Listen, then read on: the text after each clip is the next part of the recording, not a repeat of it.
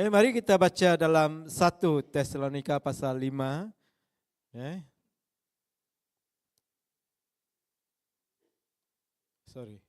Okay. 1 Tesalonika pasal 5 ayat 12 dan 13. Mari kita sama baca, ada tertera di depan. 1, 2, 3. Saudara-saudaraku, kami menggesa kamu semua menghormati mereka yang bekerja di kalangan kamu. Mereka memimpin dan menasihati kamu dalam kehidupan kamu sebagai orang Kristen. Perlakukanlah mereka dengan penuh hormat dan kasihilah mereka karena semuanya yang dilakukan oleh mereka hendaklah kamu hidup rukun. Mari kita berdoa. Bapa, kami telah membaca daripada firman-Mu. Berkati hamba-Mu yang menyampaikan firman ini, supaya hamba dapat menyatakan isi hati-Mu kepada jemaat-Mu, kepada para pemimpin di tempat ini dan bahkan kepada pastor. Berkati kami semua, kami percaya Engkau hadir di tengah-tengah kami. Engkau yang ada dan Engkau yang bersama dengan kami akan memberkati setiap kami. Dan kami doakan untuk yang lemah, mereka akan dikuatkan oleh Tuhan. Mereka yang sakit disembuhkan dalam nama Yesus. Mereka yang ada masalah dibebaskan oleh kuasa-Mu dalam nama Yesus. Terima kasih Bapa. Dalam nama Yesus kami berdoa. Amin. Oke, seperti yang saya katakan tadi, saya ucapkan terima kasih. Dan untuk pengenalan diri saya, nah itulah keluarga saya. Jadi sebenarnya anak saya ada 4 orang, 2 lelaki, 2 perempuan. Tetapi tinggal 3. Kenapa? Seorang telah dipanggil oleh Tuhan yang sulung, ya, yang besar tuh, yang tua sekali, umur dia 31, dia mati, dia meninggal, dia lahir 13 Jun dan dia meninggal juga 13 Jun. Itu yang apa kita kata, tidak tahu bagaimana. Ya, tetapi ia adalah rencana Tuhan. Memang sebagai seorang hamba Tuhan, kami memang mengharapkan sesuatu daripada anak kami yang telah bekerja. Ada yang di sini bekerja dengan dia, tetapi dia dipanggil Tuhan. Tetapi itulah, kita mengharapkan orang yang membantu kita di dalam secara keuangan dan sebagainya, tetapi dia diambil Tuhan. Mungkin secara pribadi, saya dengan istri, kami sangat mengharapkan dia memberikan sesuatu kepada kami, tetapi kita lupa Tuhan yang menyediakan segalanya. Jadi itulah, walaupun dia diambil Tuhan terlalu awal, tetapi bukan berarti Tuhan meninggalkan kami. Jadi saya ada 2 menantu, Pastor Raymond dan juga yang sebelah kanan kamu orang tu, Cassandra. Anak saya yang nomor 2, nomor 3 sudah kahwin. Minta maaf, gambar Pastor Raymond sana agak besar sedikit. Kamu yang kenal dia. Ya, oke. Jadi itu pengenalan saya. Dan tidak usah yang lain lah, tidak usah terlalu panjang. Oke.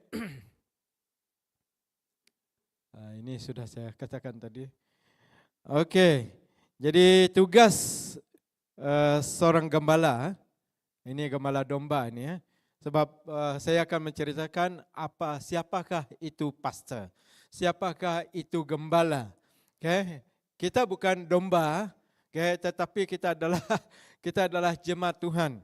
Yang saya masuk ke sini adalah gembala domba. Apa tugas dia? Dan juga apakah tugas seorang pastor yang melayani jemaat Tuhan yang ditentukan, yang telah ditetapkan Tuhan bagi kami untuk dilayani, saudaraku. Gembala domba memainkan peranan penting untuk menjaga kesejahteraan dan keselamatan domba-domba dia daripada serangan binatang buas.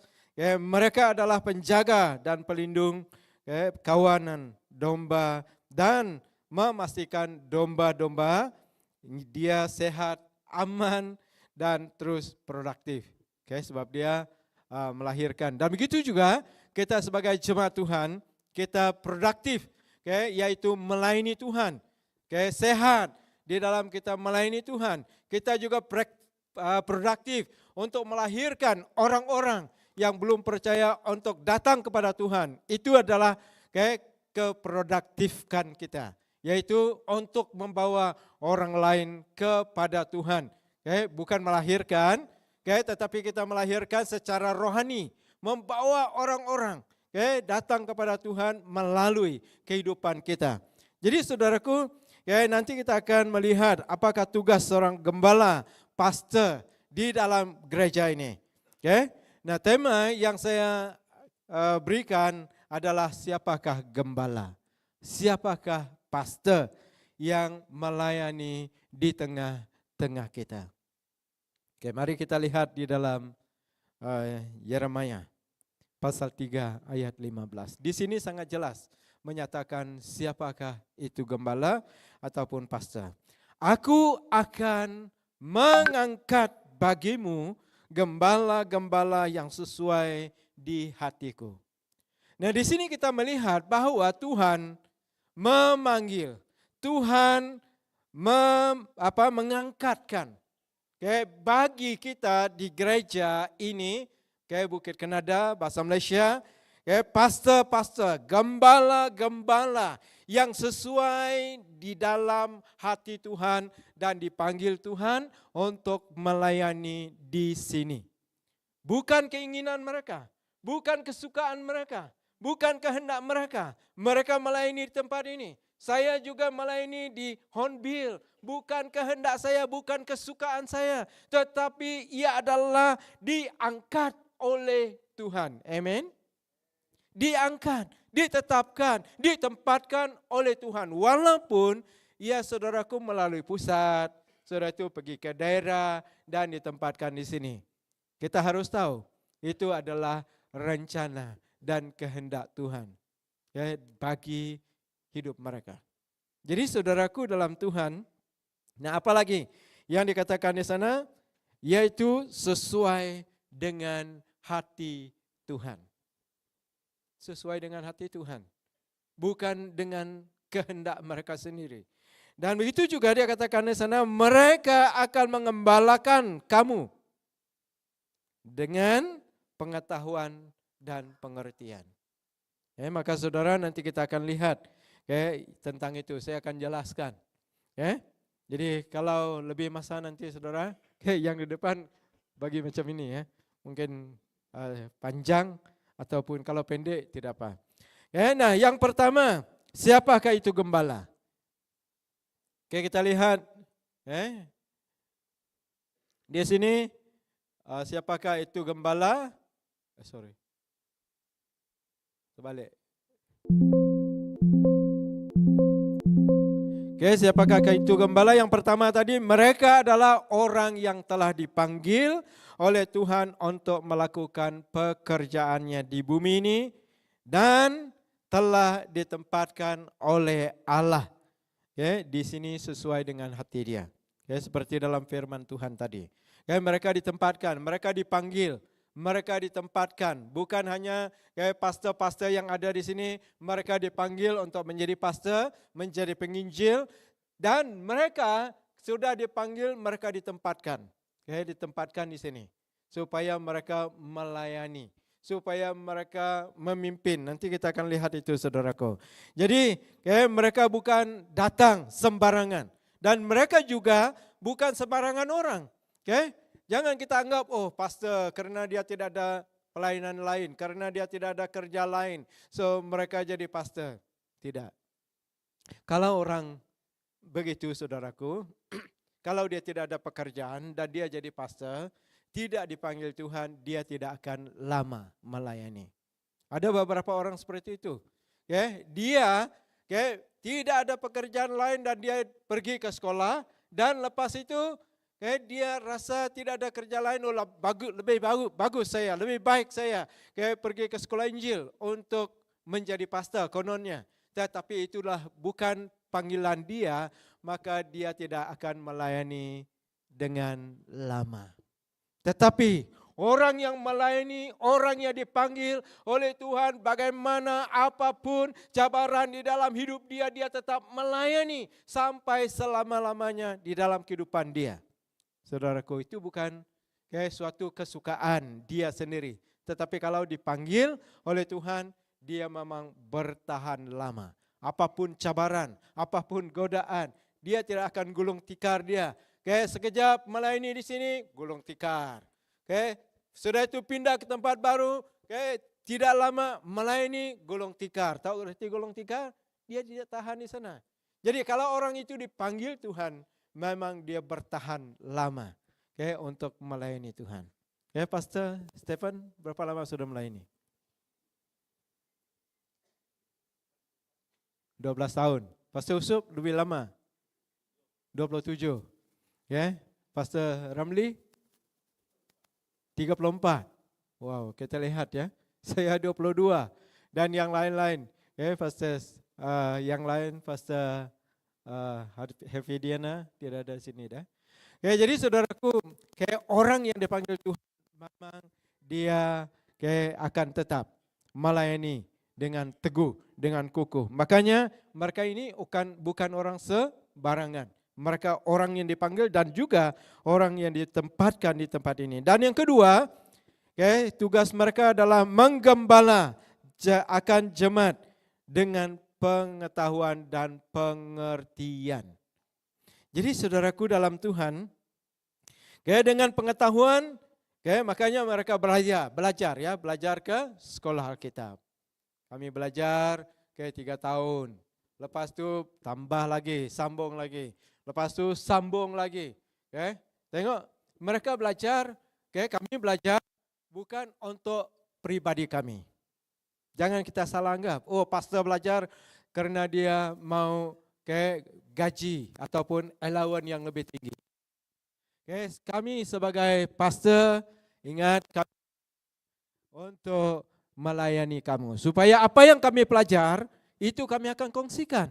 Kalau kami tidak ada pengetahuan, tidak ada pengetahuan yang lebih dalam melalui firman Tuhan ini, apa yang kami akan kongsikan? Makanya kami belajar, mencari pengetahuan, supaya kami melayani dengan pengetahuan. Makanya Pastor Ramli dia sedang belajar, mereka beberapa orang belajar di Mets Miri. Saya terdorong juga. Kami ini bukan orang muda, lebih daripada 50 tahun, tetapi kami tetap belajar. Kenapa? Untuk mencari pengetahuan dari Tuhan. Supaya apa yang kami pelajar, kami akan kongsikan kepada jemaat Tuhan. Saya juga bersyukur kepada Tuhan, karena dalam gereja ini banyak yang support. Pembelajaran ataupun pelajar-pelajar di sekolah Alkitab, terima kasih, teruskan, itu untuk kemuliaan Tuhan. Kenapa? Supaya mereka mendapat pengetahuan dan pengetahuan itu akan dikongsikan kepada jemaat yang mereka layani. Dan begitu juga mereka melayani dengan pengertian. Thank you. Mereka melayani dengan pengertian. Maksud di sini mereka mengetahui, mereka mengerti keperluan rohani dan begitu juga mungkin keperluan jasmani. Jemaat yang mereka layani. So, mengapa? Kami belajar supaya kami dapat mengerti apa yang diperlukan oleh jemaat. Apa yang diperlukan oleh pemimpin. Kehendak-kehendak mereka di dalam Tuhan. Makanya kami mengerti. Kadang-kadang kami mengerti apa perasaan. Melihat wajah, melihat air muka, kami sudah tahu. Kalau orang itu sedih, kami tahu. Kalau orang itu gembira, kami tahu. Kenapa kami ada pengertian terhadap orang yang kami layani. Saya tahu saudaraku, jemaat saya tahu siapa keluarga mereka. Saya tahu siapa mereka. Dan saya tahu di mana mereka tinggal. Sebab saya mengerti. Seperti domba. Kayak gembala tadi, gembala dia tahu domba dia. Apa keinginan mereka, kemana mereka, domba itu membawa, gembala itu membawa domba, mereka untuk makan rumput yang hijau dan pergi air yang bersih. Begitu juga kami sebagai gembala, pastor, kami inginkan supaya setiap jemaat mereka akan diberkati.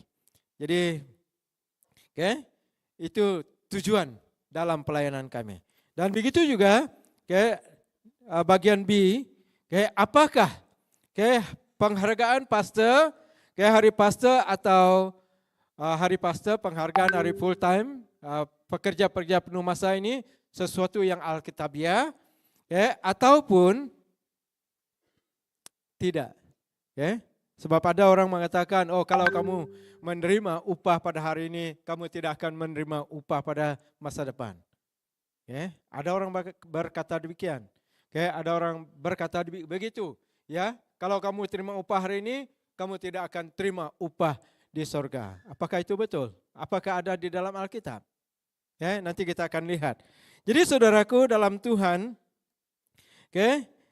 hari penghargaan pastor telah dilancarkan oleh NECF, National Evangelical Christian Fellowship, yaitu pada Agustus 2002. Ya, telah dilancarkan secara official, secara sah. Telah dilancarkan oleh NECF untuk seluruh seluruh gereja-gereja yang di bawah naungan mereka. Semua gereja-gereja yang di bawah naungan NECF, mereka harus memberi penghargaan kepada pastor-pastor yang melayani. Dan begitu juga seperti yang dikatakan dalam Alkitab tadi, hormati mereka, layani mereka, dan juga hargai pelayanan mereka. Jadi itu sesuatu yang alkitabiah. Jangan kita berpikir, kalau kita merayakan ataupun menghargai pastor, itu bukan sesuatu yang alkitabiah. Jangan. Jadi saudaraku, dalam Tuhan saya bersyukur. Karena dalam gereja SIB ataupun gereja-gereja yang lain di bawah naungan NECF, mereka digalakkan untuk merayakan, menyambut hari penghargaan pastor. Tanya kepada gereja kita di tempat ini, karena kita tahu tujuan kita, yaitu untuk menghargai pastor-pastor kita. Dan bagian C, mengapa pastor ataupun para gembala, pekerja penuh masa harus dihargai? Mengapa? Mengikut apa yang kita telah baca tadi saudaraku. Sorry, saya selalu ke belakang ini. Maaf ya. Mengikut apa yang kita telah baca tadi daripada 1 Tesalonika, tadi saudaraku, 5, 11, 12. Yang pertama, kenapa kita menghargai mereka? Karena sebab mereka melayani jemaat Tuhan yang Tuhan telah tetapkan bagi mereka. Contoh saya, saya melayani di BM Hornbill, dan mereka akan menghargai ataupun menyambut penghargaan pastor di tempat pelayanan saya minggu depan. Makanya saya dapat berada di sini minggu ini. Jadi malam nanti ada juga orang yang membawa saya dinner, itu dari gereja kawan kita. Mereka menghargai dalam pelayanan, karena melayani kadang-kadang bersama dengan mereka. Khotbah di gereja mereka itu juga satu penghargaan. Sebab kami ataupun sebab pastor mereka melayani di gereja kita telah ditetapkan oleh Tuhan seperti yang dikatakan tadi. So, mereka ini harus kita hargai. Harus kita hormati mereka. Nanti saya akan baca yang terakhir. Siapakah mereka ini sebenarnya? Yang dapat menegur, memimpin, mendidik kita, mengajar kita. Nah, saudara dalam Tuhan, mereka melayani jemaat Tuhan secara jasmani dan juga secara rohani dan jiwani. Makanya seperti yang saya katakan tadi, mereka memahami, mereka mengerti keperluan kita, mereka memahami apa yang kita inginkan dalam kehidupan kita. Kalau kita susah, kita datang kepada siapa? Kita datang kepada Tuhan, memang. Lepas itu kita datang kepada pastor. Pastor, keluarga kami begini, keluarga kami begini. Dan pastor dia tahu apa yang saudara perlukan, yaitu doa, yaitu kekuatan daripada Tuhan melalui doa tadi. Dorongan daripada firman Tuhan. Itu pengertian para pastor yang melayani kamu. Dan pada waktu senang mereka juga melayani. Pada waktu susah mereka melayani. Pada waktu kamu sehat, waktu sakit, masa kita gembira, masa kita berduka, memang pastor turun untuk melayani kita, saudaraku. Kenapa? Karena mereka ditetapkan untuk melayani kita. Dan mereka juga melayani tidak mengira waktu, masa, dan bahkan tidak mengenal lelah. Dalam Wahyu pasal 2 ayat 3. Dan engkau tetap sabar dan menderita oleh kerana namaku. Dan engkau tidak mengenal lelah. Ini bukan pastor saja. Ini juga termasuk para pemimpin. Para barisan pemimpin. Mereka juga bekerja sama dengan pastor. Makanya dalam gereja, tempat saya katakan kepada mereka, jangan hargai para pastor saja. Mari kita hargai para pemimpin gereja. Berikan token sedikit kepada mereka. Hadiah sedikit kepada mereka.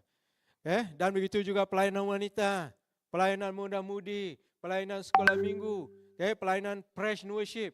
Kalau tidak ada mereka ini, kalau semua pastor, saya kata tidak dapat. Jadi kita semua hargai.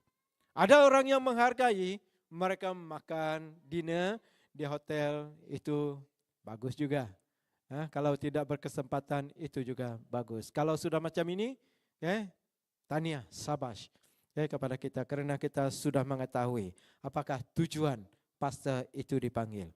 Dan yang seterusnya, yang kedua, kenapa kita harus menghargai mereka? Karena mereka memimpin jemaat Tuhan kepada ajaran yang sehat dan benar, ataupun kepada rumput yang hijau dan air yang bersih. Seperti yang terdapat dalam Mazmur, kita melihat di sana, saudaraku, Tuhan ialah gembalaku, aku tidak kekurangan apapun. Dia membaringkan aku ke padang rumput yang hijau dan membimbing aku ke air yang tenang. Dia memberikan aku kekuatan baru. Dia membimbing aku ke jalan yang benar sebagaimana dia menjanjikannya. Walaupun aku melalui tempat yang gelap gelita, aku tidak akan takut. Ya Tuhan, karena Engkau menyertai aku. Engkau melindungi aku dengan tongkat dan gandamu. Jadi saudaraku, itulah tugas gembala, tugas pastor. Mereka membimbing kita, memimpin kita, mengajar kita. Sebab dalam dunia ini, saudaraku, banyak sekali ajaran-ajaran yang dapat menyesatkan. Ajaran-ajaran yang tidak benar. Ajaran-ajaran yang membawa kita kepada menyimpang daripada kebenaran. Ada beberapa contoh. Tapi saya tidak mau sebut di sini. Karena mungkin sensitif. Jadi saudara, kita harus pahami. Kalau pastor kita mengatakan jangan ikut yang ini, jangan kita ikut. Jangan ikut ajaran yang ini, jangan kita ikut. Terutamanya saudaraku, gereja setan. Pernahkah kita dengar gereja setan? Sekarang ada. Kalau pastor kita melarang kita untuk mengikuti sesuatu aliran yang tidak sehat, yang palsu, yang tidak benar, jadi kita harus terima ajaran, teguran daripada mereka. Kenapa? Karena mereka ditempatkan di tempat ini untuk memimpin kita kepada jalan yang benar, ajaran yang benar, ajaran yang sehat, supaya kita tidak terjerumus kepada sesuatu yang salah. Anak-anak kita, semua kita yang dewasa, supaya kita mendengarkan kata ataupun apa yang dikatakan oleh gembala-gembala kita. Amin. Sebab mengapa? Mereka mengasihi kita. Mereka mengasihi kita. Karena pada waktu ini memang banyak, ya. Waktu ini banyak ajaran-ajaran yang tidak sehat. Dan yang ketiga, yang ketiga, sebab mereka menasehati ataupun menegur jemaat Tuhan. Mereka menasehati, kalau kita ditegur, kalau kita dinasehati, saudaraku, nah ada tujuan dia. Kalau gembala itu menasehati kita, dia mengasihi kita. Kalau anak kita, contoh dia melakukan sesuatu yang tidak baik, sesuatu yang tidak benar, sesuatu yang tidak menyukakan, hati Tuhan mungkin, menyukakan hati kita sebagai ibu bapa. So kita harus tegur dia. Kita harus menasehati mereka. Jadi saudaraku dalam Tuhan, itu tugas kami sebagai pastor. Kenapa? Karena pastor bukan mau menjaga kain kita, tepi kain kita. Tetapi dia mengasihi kita. Kalau pastor itu menegur kita, kita harus berpikir, oh karena pastor mengasihi saya. Seperti bapak kita lah. Kalau bapak kita menegur kita, maksud dia mengasihi kita. Begitu juga pastor kita. Nah kita lihat dalam 1 Korintus 4 ayat 15. Pastor atau gembala, mereka adalah ibu ataupun bapa rohani kita. That's why tidak salah kita panggil mereka daddy, papa, bapak. Tidak salah. Apai kah? Di dalam gereja saya mereka panggil saya apai, panggil saya daddy ada. Kenapa? Karena kalau kita sebagai hubungan, bapak dan anak senang sekali kan. Kita mengajar, kita menegur, kita memimpin. Kalau kita orang asing, kalau kita menegur kawan kita, orang asing itu, siapakah kamu berani menegur saya? Jadi kalau kita hubungan kita seperti bapak dan anak, senang sekali kan? Kalau kita salah ataupun kami sebagai bapak salah dan anak boleh menegur juga. Jangan kita katakan, oh saya lebih dulu daripada kamu makan garam. Jangan kamu tegur saya. Itu kata-kata orang dulu, orang tua-tua, betul? Nama dia Kak Bijaku, ngajar aku lebih dulu ngajar makai garam marinuan. Siapakah kamu yang pandai menegur saya lebih dulu daripada kamu makan garam. Jangan. Kita manusia, kita ada kekurangan, kita ada kelemahan, kita saling menegur, kita saling menasehati, kita saling mengajar satu sama lain. Seperti yang dikatakan di sini. Sebab sekalipun kamu mempunyai beribu-ribu pendidikan dalam Kristus. Mungkin kamu adalah orang yang pandai. Mungkin kamu adalah orang yang guru-guru kamu, pensyarah-pensyarah kamu sangat ramai. Di mana kamu belajar tentang ilmu, pengetahuan, sebagainya. Tetapi saudaraku dikatakan di sini kamu tidak mempunyai banyak bapa. Kamu tidak mempunyai banyak ibu. Jadi mereka inilah menjadi ibu bapa kepada kamu di tempat ini. Mereka dapat menegur, mereka dapat mengajar, membimbing, mendidik kamu. Karena akulah yang di dalam Kristus Yesus telah menjadi bapamu oleh Injil dan memberitakan kepadamu. So, saudaraku dalam Tuhan, kita harus lihat mereka ini adalah sebagai bapa dan ibu kita secara rohani. Walaupun mungkin mereka muda daripada kita, ada seorang orang tua lah, umur dia 63, dia lebih tua daripada saya. Dan dia katakan ini adalah bapak rohani saya. Ini adalah bapak saya yang telah membawa saya mengenal Tuhan. Lihat, walaupun dia sudah tua, tetapi dia masih memanggil saya sebagai bapa. Menurut firman Tuhan ya. Dan 2 Korintus 5:20, jadi kami ini adalah utusan Kristus, bukan hanya sebagai bapa, tetapi kami juga sebagai utusan. Seakan-akan Allah menasihati kamu dengan perantaraan kami dalam nama Kristus. Kami meminta kepadamu, berilah dirimu didamaikan dengan Allah. So kami juga sebagai utusan. We are ambassador. Diutuskan oleh Tuhan ke tempat kami melayani. Dan yang keempat terakhir, kehidupan kami sebagai pastor, juga kami sebagai teladan kepada jemaat. Bukan hanya melayani, bukan hanya mendidik, bukan hanya menegur, kami juga harus menjadi teladan. Dalam Filipi pasal 3 ayat 17. Saudara-saudara, ikutilah teladanku dan perhatikanlah mereka yang hidup sama seperti kami yang menjadi teladanmu. Jadi saudaraku dalam Tuhan, kami sebagai pastor, kami juga harus menjadi teladan. Dan begitu juga para pemimpin. Jadi saudara dalam Tuhan, untuk kesimpulan, saya akan baca dalam 1 Korintus 4 ayat 10 sampai ayat ke-14. Ini mungkin kehidupan kami sebagai pastor, gembala, dan bahkan sebagai pemimpin. Kami bodoh oleh karena Kristus, tetapi kamu arif dalam Kristus. Mungkin orang lihat kami ini bodoh, karena Kristus dalam apa yang kami lakukan, kami merendahkan diri, kalau dipukul pun, contoh kalau dicaci maki pun kami tidak marah. Maksudnya kami seperti bodoh, tetapi kamu menjadi jemaat, kamu arif dalam Kristus. Kami lemah, tetapi kamu kuat. Kamu mulia, tetapi kami hina. Sampai pada saat ini kami lapar, haus, telanjang, dipukul, dan hidup mengembara. Ini hidup sebagai seorang pastor. Bukan semua.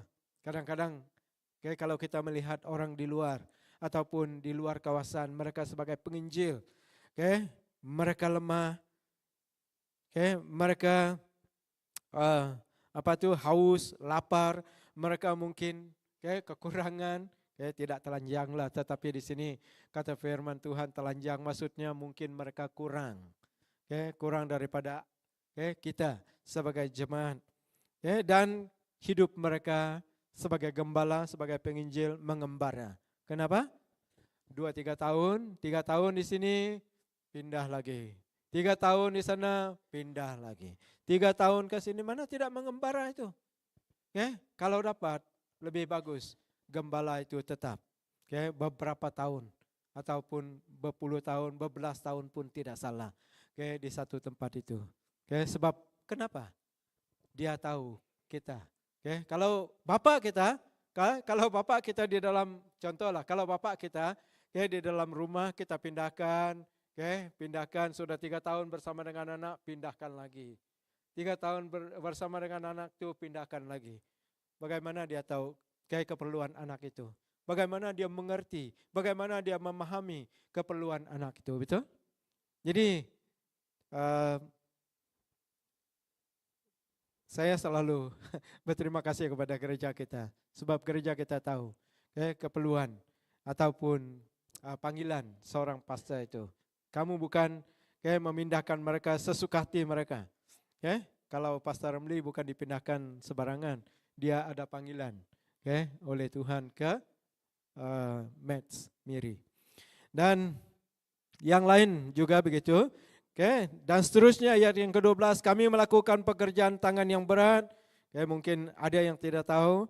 Kami, kalau kami dimaki, kami memberkati. Nah, ini yang saya katakan tadi. Kalau pastor itu dikutuki, dicaci maki, tetapi pastor itu memberkati. Berkati dia Tuhan. Kasihi dia Tuhan. Berkati dia dengan melimpah. Kalau kami dianiaya, kami bersabar. Kalau kami difitnah, kami tetap menjawab dengan ramah.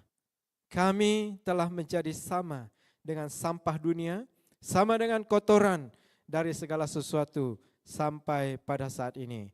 Hal itu kutuliskan bukan untuk memalukan kamu, saudara, tetapi untuk menegur kamu sebagai anak-anakku yang kukasihi. Oke.